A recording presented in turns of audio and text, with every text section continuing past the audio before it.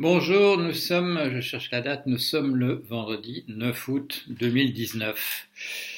Et aujourd'hui, ma petite vidéo s'intitulera Paul Jorion est un homme raisonnable, entre parenthèses, il n'est pas fou. Qu'est-ce qui m'a fait penser à vous faire un petit exposé de ce type-là? C'est un ensemble de choses. J'ai en particulier réfléchi hier. Il s'est fait que j'ai appris la mort de, comme vous tous, de Jean-Pierre Mocky euh, quelques minutes avant de devoir sortir. Et donc j'ai mis deux lignes et je suis revenu un peu plus tard et j'ai complété avec les idées qui m'étaient venues par la suite. Et Jean-Pierre Mocky, vous le savez, c'est quelqu'un qui a fait de l'excellent cinéma. Souvent, ses films, on a dit souvent à propos de ses films que c'était fait par un fou. Et à ce moment-là, tout le monde pouvait dire, mais non, regardez, c'est Jean-Pierre Mocky, regardez ce qu'il a déjà fait. C'est pas un fou. C'est quelqu'un de très raisonnable, mais qui choisit à certains moments de parler de certaines choses de telle et telle manière. Parce que vous le savez, il y a toujours un message, c'est un message d'une grande humanité. Il emploie tous les moyens qui sont à la disposition des gens qui n'ont pas beaucoup de pouvoir, c'est-à-dire la dérision, l'ironie, se moquer des imbéciles, comme ce monsieur, vous avez dû voir, qui est devenu viral, c'est-à-dire qu'il y a deux cinglés de partisans de Trump dans une réunion, et ce monsieur habillé en vert ne peut pas s'empêcher d'éclater d'un fou rire qu'il n'arrive pas à arrêter. Et on voit bien que c'est de bon cœur, il se dit j'ai affaire à des cinglés, mais là des vrais cinglés. Il suffit de les voir avec leur casquette Make America Great Again, manifestement des suprémacistes blancs qui n'osent pas s'appeler de cette manière-là en particulier. Alors, vous êtes certains d'entre vous me font souvent des reproches sur le blog en disant Monsieur Jorion, vous vous vantez de telle et telle chose. Euh, quand votre blog, vous faites souvent de la publicité pour vos propres ouvrages. Oui, bien entendu, quand on écrit un livre, c'est pour transmettre un message et pour que les gens le lisent. Donc, on le promeut. On dit, oui, c'est un bon livre. J'aurais pas passé tout ce temps-là pour écrire des choses dont je saurais que c'est stupide. J'essaie de vous faire lire ce qui est écrit là. Et on n'emploie pas le mot de mégalomanie à propos de Paul Jorion précisément parce que, voilà, depuis 73 ans, je suis quelqu'un d'extrêmement raisonnable. Euh, mais je vais employer moi-même comme ça. Je vais couper l'herbe sous le pied à certaines personnes parce que, calez-vous bien sur vos sièges, je vais faire encore bien mieux que de me vanter ou de dire du bien de mes propres ouvrages en vue de les faire lire. Voilà ce qui s'est passé. À trois reprises dans ma vie, quelqu'un s'est adressé à moi pour me dire on a besoin de vous dans ce domaine, venez me rejoindre et nous pourrons faire des choses ensemble. À trois reprises. J'ai oublié malheureusement le nom de la première personne, ça me reviendra peut-être dans les jours qui viennent, et je pourrais l'indiquer. Je me trouvais jusque-là dans l'anthropologie, où j'avais une carrière qui était une carrière qu'on pourrait juger d'exemplaire. J'étais jeune professeur à l'université de Cambridge et on m'a viré. La raison pour laquelle on m'a viré, vous la connaissez, il y avait des restrictions de budget. Madame Thatcher était une personne qui a fait baisser, pendant les 5 ans où j'étais jeune professeur, a fait baisser les budgets d'anthropologie de 30%, pas seulement l'anthropologie, tout ce qui était communiste, comme on le fait maintenant au Brésil, tous les types de réflexions communistes, c'est-à-dire la pensée en général, est visée tout particulièrement par les ennemis de la pensée. Mais il s'est passé autre chose, et ça j'en ai déjà parlé aussi, je ne voulais pas tellement en parler pendant que la personne était encore en vie. Mais ça m'est arrivé à plusieurs reprises. Ce que vous faites attire à ce point l'attention que cela irrite vos supérieurs. Pourquoi? Parce qu'il arrive, et c'est arrivé, que vous rendiez à un endroit et on vous dit ah, vous êtes professeur machin, ah, mais c'est chez vous qu'il y a monsieur Jorion, vous avez bien de la chance. Et à partir de ce moment-là, à partir de cette phrase-là, je le sais, elle m'a été rapportée, à partir de cette phrase-là, vous avez, comme on dit en anglais, vous avez une cible écrite sur votre truc, sur votre poitrine, et on va se débarrasser de vous. Bon, alors il s'est fait. Là, j'étais dans l'anthropologie, où j'avais fait des choses intéressantes. J'avais un petit peu révolutionné la manière dont on faisait les choses.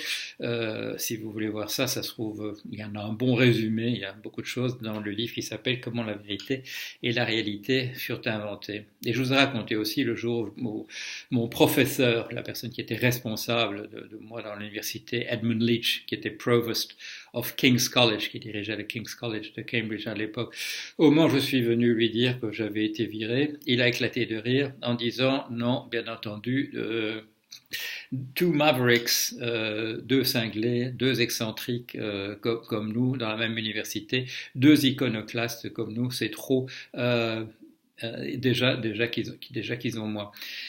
La personne qui m'a appelé à ce moment-là, c'est quelqu'un qui m'a offert de venir travailler dans le domaine du développement.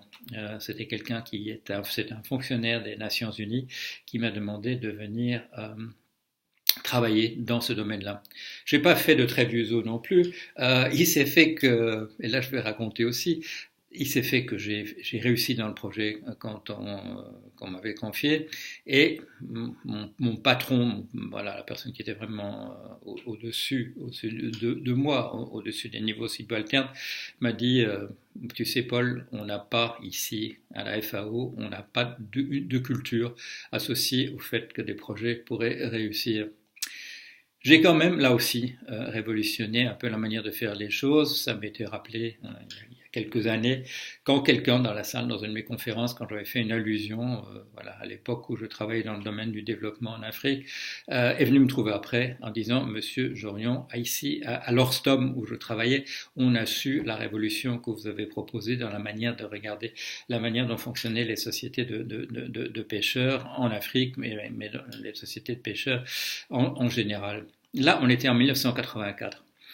3 ans plus tard, M. Lingard m'a abordé dans les couloirs d'un colloque et m'a dit « Venez travailler avec nous en intelligence artificielle, on lance une équipe, l'équipe Connex des British Telecom, venez travailler avec nous. » Je lui dis « Mais je ne suis pas ingénieur en intelligence artificielle. » Il m'a répondu « Mais personne, il n'y a encore personne qui a une carrière en intelligence artificielle, on vient tous un peu d'un pour tout. » Même pas nécessaire d'être ingénieur, comme on me l'a confirmé dans la lettre qu'on m'a envoyée, en me disant voilà, on vous nomme à un poste d'ingénieur. J'avais répondu je suis pas ingénieur. Ils m'ont répondu, j'ai déjà raconté ça aussi, cher monsieur, le fait que nous vous envoyions une lettre adressée à des ingénieurs en général signifie que à nos yeux vous êtes un ingénieur. Ça c'était la part d'humour anglais en addition qui venait terminer. Wrap-up qui venait compléter la représentation. J'ai travaillé là aussi un certain nombre d'années, là aussi 3 ans, on est en 87. Quelqu'un dans les commentaires hier du blog a cité 2 auteurs d'un compte-rendu du livre que j'ai fait à l'époque, qui s'appelle Principes des systèmes intelligents, où d'une certaine manière ils disent là aussi que je révolutionne le regard sur les questions de type intelligence artificielle. Ils soulignent qu'on n'en a pas encore véritablement tiré parti. C'est le cas pour ce que j'ai fait en anthropologie, sur la vérité, la réalité, etc. C'est le cas également pour ce que j'ai pu faire dans le domaine du développement. Sauf là, je ne sais pas, peut-être qu'on a tiré davantage profit des choses que j'ai faites, que je ne le sais, que je ne le sache en ce moment.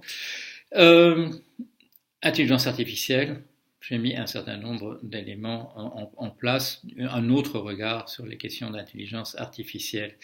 3 ans plus tard encore, ça se passe où les 3 ans? C'est en 90, et là c'est Jean-François Casanova qui m'aborde pour me dire venez travailler avec nous en finance. Et là, vous le savez, c'est plus connu, c'est davantage connu. J'ai fait un certain nombre de contributions. Et en particulier, et j'y pense ces jours-ci, parce que je suis en train de faire le compte-rendu, de rédiger le compte-rendu d'un petit livre de Bruno Coleman, vous verrez ça. J'ai créé dans le domaine de la finance, j'ai produit un nouveau regard sur les questions de l'argent et de la finance en général. Vous le savez, ça a produit une polémique d'ailleurs sur mon propre blog. Ça continue, il y a encore des gens qui disent aujourd'hui on comprend absolument rien à la monnaie, ils ne comprennent pas que c'est de l'argent dette, etc. Je crois, avec un certain nombre d'entre vous qui me regardez, que nous avons clarifié ça. Nous avons créé un autre outil qui permet de comprendre le phénomène de la monnaie, qui permet de remplacer cette idée d'argent-dette par le fait qu'il existe un commerce des reconnaissances de dette, et qu'il faut surtout pas confondre ça avec de l'argent. Il faut pas appeler ça du pseudo-argent. Il faut pas appeler ça de l'argent-dette. Tout ça, c'est si vous dites argent-dette, ça, malheureusement, ça montre que vous n'avez pas compris de quoi il s'agit. L'argent, c'est une marchandise, et en particulier, c'est un instrument générique de troc. Voilà. Il y a autre chose, il y a des reconnaissances de dette. Les reconnaissances de dette ont une valeur commerciale parce que ça pourra être échangé un jour contre de l'argent. En attendant, ce n'est pas de l'argent, mais il y a un commerce autour de cela. Je le répète, parce que au fil des années, les gens essaient de me convaincre que c'est moi qui me trompais. Je crois qu'on va finir par voir que j'ai produit un outil extrêmement utile en finance. Pourquoi je vous raconte tout ça? Pourquoi est-ce que je me vante? Pourquoi je présente les choses de manière un peu mégalomane en parlant de révolution pour les choses que j'ai pu faire en anthropologie, dans le domaine du développement, dans le domaine de l'intelligence artificielle et dans le domaine de la finance et de l'économie plus générale? Parce que la question se pose, est en train de se poser, d'un prochain livre. Ce prochain livre, je vais le faire avec Vincent Burnon-Galpin. Vous avez vu, j'ai déjà fait quelques articles avec lui. C'est une très bonne synergie, c'est un tout jeune qui a fait NSAE et qui est en train d'entrer à Sciences Po. À deux, on peut avancer, on peut faire des choses qui vont au-delà de ce que je peux faire tout seul. Et ce que nous allons faire, parce que nous sommes en train d'en faire le synopsis, d'en faire le plan. C'est une proposition. Que faire pour essayer de sauver le genre humain?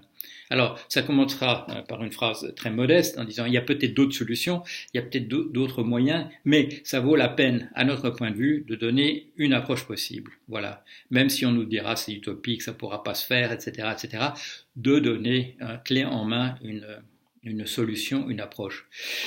Et pourquoi toute mon introduction alors? Parce qu'il se fait, au moment où je suis en train de mettre ce synopsis en place, de me rendre compte que tous les outils qui nous manquent encore, mais dont nous avons besoin, ils sont là, comme si, en jetant un regard en arrière, attention, papa, mégalomanie, comme si je n'avais fait qu'une seule chose, accumuler les outils qui nous manquent pour essayer de sauver le genre humain. Alors, il n'y a pas d'intervention divine là-dedans, etc. C'est ce que Hegel appelle la ruse de la raison. Les choses se passent d'une certaine manière. Bon, alors, il faudrait imaginer qu'il y a un grand marionnettiste qui a tout organisé, qui a demandé à Paul Jorion de faire ceci ou cela pour aider à la machine. J'y crois pas une seconde, mais il y a des flux, il y a ce que monsieur, comment s'appelait-il, Waddington appelait des créodes. Dans l'histoire humaine, il y a des chenaux parfois qui apparaissent comme à la surface de la planète Mars, avant qu'on sache comment ça marche véritablement là-bas. Alors voilà, c'est ça que je voulais vous dire. Je voulais mettre, c'est un peu un programme pour moi-même. Dans des cas comme ça, je me dis, je vais dire ce que je pense, et puis après, j'écouterai ce que j'ai dit, et je pourrais peut-être en tirer quelque chose. Ça me donnera peut-être des causes finales, des objectifs. Ça me permettra peut-être de voir avec plus de clarté cette créode, ce chenal qui s'est créé quelque part, et de me dire, voilà, maintenant tu te glisses là-dedans et tu avances. Avec Vincent, on va essayer de faire ça. Voilà, avec un peu de chance, on est quoi? On est le 9 août, très peu de gens vont regarder ça, et très peu de gens vont me traiter de fou et de mégalomane, mais voilà.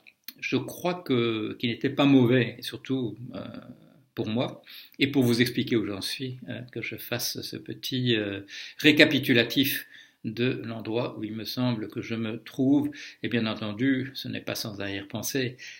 Vous pouvez m'aider. La quasi-totalité d'entre vous peuvent m'aider. Il y en a sur des questions en mathématiques pointues en ce moment sur le blog. Mais surtout, il faut être un cerveau collectif. Il faut faire avancer les choses de cette manière-là. Tous vos conseils sont bons, toutes vos contributions sont bonnes. Il y a quelque chose qui mérite, peut-être pour la première fois avec cette dimension, que nous travaillons tous ensemble, la survie de l'être humain, du genre humain. Sinon, comme je l'ai dit, solution la plus probable, on disparaît et on n'a pas de descendants. Solution un peu moins probable, mais qui est plus réalisable dans l'état actuel des choses, nous créons une génération de machines moins fragiles que nous, qui nous succéderont et qui seront les porteurs des messages, des choses que nous aurons véritablement pu trouver. Allez, à bientôt.